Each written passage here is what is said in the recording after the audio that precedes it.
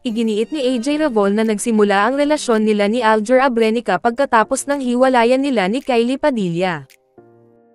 Muling napagtanto ni AJ Ravol ang kanyang relasyon kay Alger Abrenica, at sinabing naging romantiko lang sila noong Hulyo taong 2022, pagkatapos na makipaghiwalay ang huli sa kanyang estranged wife ang aktres na si Kylie Padilla for good. Ilang buwan matapos tanggihan na siya ang mistress ni Abrenica, itinakda ni Ravol ang record ng kanyang relasyon sa aktor sa isang Facebook Live noong Martes 15 ng Agosto, na nagsabing ang mga akusasyon sa kanya ay sobra na. Di baling tawagin nyo na kong kabit and all. Pero I swear to God, ikamatay man ng pamilya ko ngayon, nag-start yung relationship namin na wala kaming nasasaktan. Wala kaming nilokong tao, she said. A year after manligaw ni Alger Abrenica sakin, doon kami naging official. Mga last year, July. Wala talaga kaming niloko, ikamatay man ng buong pamilya ko. I swear to God, she further added.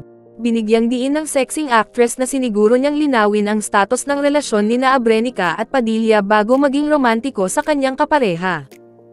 Sa Nirisa friends pa lang talaga kami, lumipas ang panahon, kinilala namin ang isa't isa.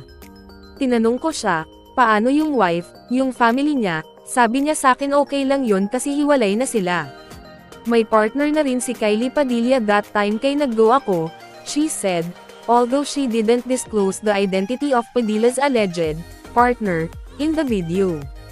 Sa pag-echo ng kahilingan ng Kapuso star sa social media, nakiusap din si Ravol sa mga netizens na itigil na ang pagtag kay Padilla sa mga post na kinasasangkutan nila ni Abrenica, at sinabing karapat-dapat silang maiwan sa kapayapaan. Tama na guys, pakinggan nyo na si Kylie. Tama na yung pagtatag sa kanya. Nananahimik yung tao, ini-stress nyo, she said. Enough na please. Enough na yung sa baby issue and buntis and all. Hindi nangyari yon. Walang ganun. Sina Ravol at Abrenica, na bebida sa upcoming film na Sag-apa, ay naging opisyal ng Instagram noong Valentine's Day ng taong ito. Bago kumpirmahin ang kanilang relasyon, nakita silang magkasama sa maraming pagkakataon noong 2022. Ang magkasintahan ay tinugis din ng mga alingaw-ngaw ng pagbubuntis mula noong Hulyo taong 2022.